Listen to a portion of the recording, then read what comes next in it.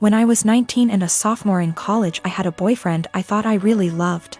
Looking back, maybe it was just teenage puppy love infatuation. Not sure, but I guess it's not important. I know I'm very biased and what I want is what's best for my daughter, but I think my feelings are getting in the way of that. I had been with Tom for about 8 months at that point. He was on the baseball team and very popular.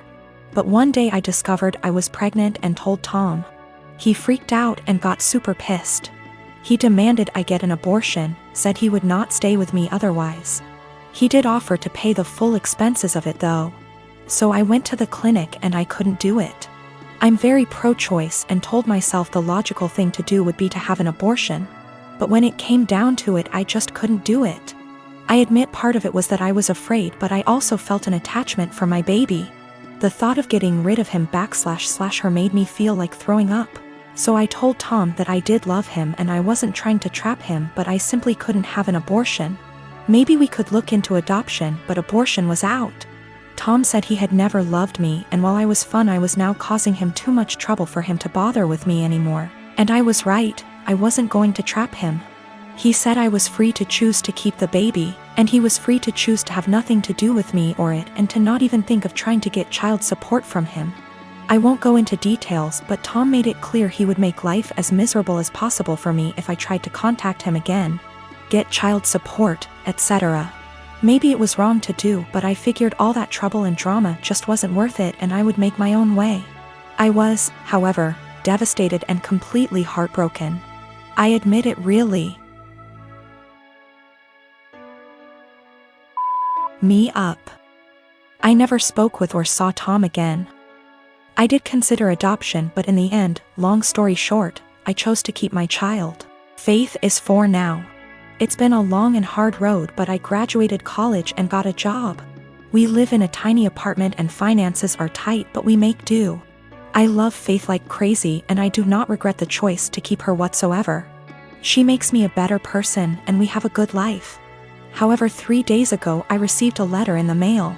It was from Tom. Inside the envelope was a letter and a check for $3,000. This is what the letter said: Vika, I know this is coming out of nowhere and I'm sorry, but I didn't know a better way to do this. I am so sorry for how I acted 5 years ago. I was selfish and a complete fool. I know that doesn't begin to cover it. These past 5 years have really had an effect on me. I got a job at Restraint. I started hanging out with different people. Good people instead of college jocks. I know I ran from my responsibility and I treated you with callous cruelty. I know I can't undo what I did, but I want to make it right.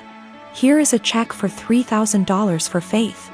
I know that doesn't begin to cover what her expenditures have been, but I wanted to show I am serious about what I'm about to say. I want to be a part of our daughter's life. I will go as slow as you like. I would very much like to set up regular child support payments as well as pay off whatever back child support I owe you for the past 5 years, including hospital appointments during your pregnancy. I know I don't deserve it, but I want to meet my daughter and be a part of her life in whatever way I can. I want to help her and I want to help you and start making up for the terrible way I acted. Here is my contact information. I am willing to do what you ask of me. Thank you for your time. Tom. I was blown away. I'm also beyond pissed off. I'm thinking of the pregnancy I had to deal with after getting dumped like that. Exams and papers I had to write. Giving birth to her on my own. The late night feedings, all the diaper changes, the constant crying. Trying to afford clothes to keep Faith warm during the winter as she grew while also making sure she didn't go hungry, the tantrums. The first steps, first words, the potty training. He wasn't there for any of that, and now he just wants to come waltzing into her life like nothing happened. After doing whatever he felt like now that Faith is out of the unfunny baby years and she's a well-behaved child who can now carry on a conversation, and knows how to use toilet and doesn't wake up every 2 hours. Faith has started asking questions like, where is her daddy? How come she doesn't have a daddy? And I've been doing my best. I've been saying mommy doesn't know where daddy is, true until now. And she doesn't have a father because daddy wasn't ready to be one when she was born. Maybe that's the wrong answer, but I am doing my absolute best. I'm thinking of how Tom hurt me and bailed when life got hard. I can't stand the thought of him doing that to Faith. She's a sweetheart and quite sensitive. She doesn't understand unkindness. She makes friends with everyone and is very innocent. I've done my best to teach her to be a calm, kind, respectful person, and everyone loves her. However, I do know she needs a good male role model in her life, and I do feel guilty for not having one for her. I haven't had a boyfriend or dated since Tom because all my energy and focus has been on graduating college, getting a job, and being a good mother to my daughter. I never really thought about Tom much after Faith was born, but now that I am with this intrusion into our lives, I think I hate and despise him. I want him to just go away.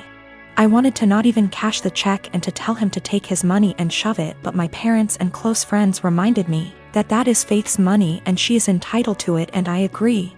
At minimum, I want to get some child support going because Faith deserves all the financial assistance and opportunities she can get. However, I know if I get regular child support, Tom will want to be in Faith's life, and frankly, I don't want that. I don't want him to hurt her and bail when life gets hard, because it is when you have a kid. I also feel like he doesn't deserve her. 4-year-olds are a lot more fun than infants. How convenient he suddenly shows up and wants to be a dad when the hardest part is out of the way. But I honestly do want what's best for Faith. I think she deserves to have a good daddy. I just don't think Tom is. I think Faith is better off having no dad than a bad or half-assed one. She deserves the money. But am I right to take the money and not give Tom any access to my daughter? I can't stand the thought of him hurting her. The thought of dropping her off at his house where I don't have access to her makes me want to scream and run away. Am I out of line for taking Tom's money but saying that's as close as he will ever get to her? I am not convinced in the slightest he has changed. I feel like this is guilt money and I want to throw that check in the trash. But it's Faith's money, not mine. Faith and I have a good life, and I feel like Tom is going to ruin that. But is it right to keep Faith from her biological parent when he has sent the money? I hate feeling like I owe her him because of that. P.S.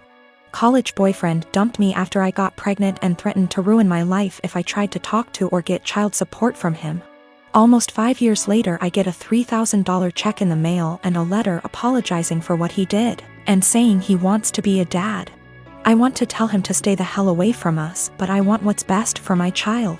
Tom is listed as the father on the birth certificate.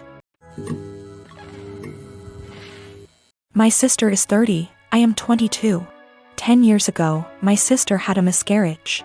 Obviously, it was devastating for her and the whole family, and it took her a couple of years to fully heal from it. We're still not 100% sure why it happened, but it was a one-off, and she's since had 3 very healthy, beautiful children, including a set of twins. So here's the thing. My sister and I don't really get on. She resented me as a kid because she had to share Mom's attention and because she thought Mom left her dad to be with mine. Never really grew out of that resentment, and she was pretty much my biggest bully throughout childhood and my teenage years.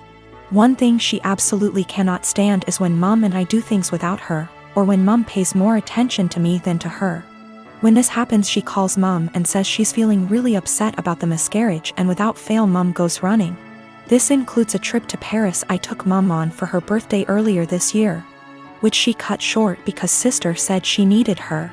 Also includes when I had a manic episode so bad I was hospitalized, and sister managed to need Mom every time she was planning to visit me, and so she never did. Note: these times when Mom is spending more time with me than her are the only times sister brings up what happened, and certainly the only times she still gets so upset about it. So recently I was sick. Like, don't leave the bathroom for days, can only keep water down sick. Didn't manage to get the doctor, but I think it was norovirus. It lasted about a week. Mom was popping in daily on her way home from work to check on me and stuff. On the last day of being seriously unwell, when I felt I could eat again, Mom offered to make me some soup while she was there, which I accepted. She was halfway through making it when sister called her saying she was upset about the miscarriage, and she told me I'd have to finish it myself because she had to go. I didn't say anything to Mom and I finished making the soup. But I sent my sister a text saying she really needs to stop bringing it up for attention because she can't bear me getting some instead. I guess she told Mom and her dad because I'm hearing from all sides what a horrible, insensitive, selfish bastard I am, and how dare I say that to her. I understand she may still be traumatized. I just think it's really weird how that trauma solely manifests whenever I'm getting attention and she isn't. I am a 39 years old male, and I lost my late wife 6 years ago. I have a 16-year-old son, Daniel, and I recently got engaged to my fiancé of 2 years. Her mom and I aren't on good terms because of how she behaves. She's a controlling, self-centered, Dolly Parton wannabe. I learned to ignore, but she's been annoying Daniel and criticizing his personality regularly. He's a private kid and still hasn't gotten used to the new family dynamic, but he's in therapy and is doing fine. She keeps diagnosing him left and right, calling him antisocial, autistic and other crap. Fact is, Daniel is a shy, well-mannered kid, but people confuse that with being antisocial. Mother-in-law tried several times to force Daniel to open up by embarrassing him with personal questions on family dinners and test his personality type. I've realized the effect her behavior had on Daniel, so I gave him the choice to no longer be in the same room / house as mother-in-law, and he appreciated this a lot. Mother-in-law didn't like that Daniel kept his distance and no longer visits and kept ing about how spoiled he will become for her daughter to deal with. I told her to stop bringing it up, but she cried, "I'm just doing this for Danny." Last week she visited unexpectedly, wanting to say hi to Daniel. After Daniel greeted her, he went into the bathroom and she went into the living room with my fiancé. I was in my bedroom when Daniel came and said his journal was gone. We looked for it but didn't find it. I asked my fiancé, who was alone in the kitchen, but didn't see it. I paused for a second to ask where mother-in-law was. My fiancé said in the living room, but I saw her coming down the stairs. I asked where she was. She said the bathroom. I saw her purse in hand, so I bluntly asked if she took Daniel's journal. She looked offended and called for my fiancé when I insisted to see inside her purse. She wanted to leave, but I didn't let her.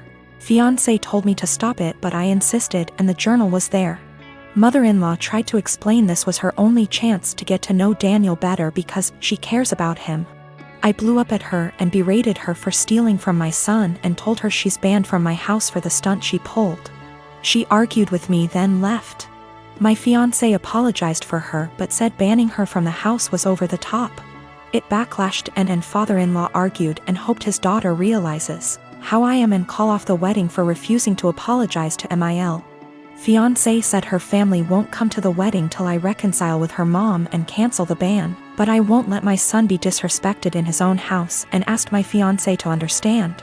I'm refusing to reconcile but am aware this could ruin my relationship with all my in-laws, not just mother-in-law, and my fiancé thinks I'm selfish to cause drama. I have a sister who has a husband who is the poster child of weaponized incompetence. They have 4 kids and she's pregnant. My sister works a full-time job, 40+ hours a week, cleans her entire house, cooks, takes care of all her children without him doing anything. It is seriously mind-blowing that she wakes up at like 4 a.m., cooks breakfast, does chores, gets all of her kids ready for school, takes them all to school and daycare, and all he does is stay home and work. And when his kids get home, after my sister picks them up, of course, he will play with them for a little and play video games until he falls asleep. She actually makes more than him. My fiancé and I had to stay with them for 6 weeks while our home was being renovated, and since we both WFH, we helped her, and it is amazing how much happier she is when she has help. I helped with the kids, and my fiancé even drove her to doctor's appointments. Her husband literally only acknowledges he is a parent when his family is around, then he is a God-fearing, hard-working father of 5. He is the one that wanted more kids. She wanted to stop after her last baby, but he needed more boys. I am seriously concerned not only for her, but her kids as well, because now her oldest is seeing what's happening and trying to help, but my sister is prideful and refuses to let her child do anything. Me and this man have never gotten along. He's been acting like this since their 8-year-old was born. I've tried talking to her about leaving, but she doesn't want her kids to grow up in a broken home. And unfortunately, her experience with our parents' divorce was completely different than mine, so she doesn't understand that a divorce would benefit her kids here because she thinks they need their mom and dad together. Cut to this past weekend, Her and her husband threw a pre-Thanksgiving potluck where our entire family plus his was there. I stayed with my sister a few days before because I knew he wouldn't help. So we're at dinner all talking, and I mention we are trying for a baby and my brother-in-law makes an offhanded comment to him about how hard fatherhood is. And I snapped and said, like you would know. He looked taken aback and asked me what I meant, and I unloaded on him, calling him a pathetic excuse for a man who makes my 8 months pregnant sister do everything for their family. I went off for a solid 10 minutes and he sat there shrinking in his seat. I left. Last night my sister called me and thanked me for standing up for her and told me she appreciated me. Although today I got a very nasty text from him telling me I'm a terrible person and because I lied in front of his family his mom is angry at him and is moving in with them to help her out, and I've made him the laughingstock of his family. He certainly thinks so.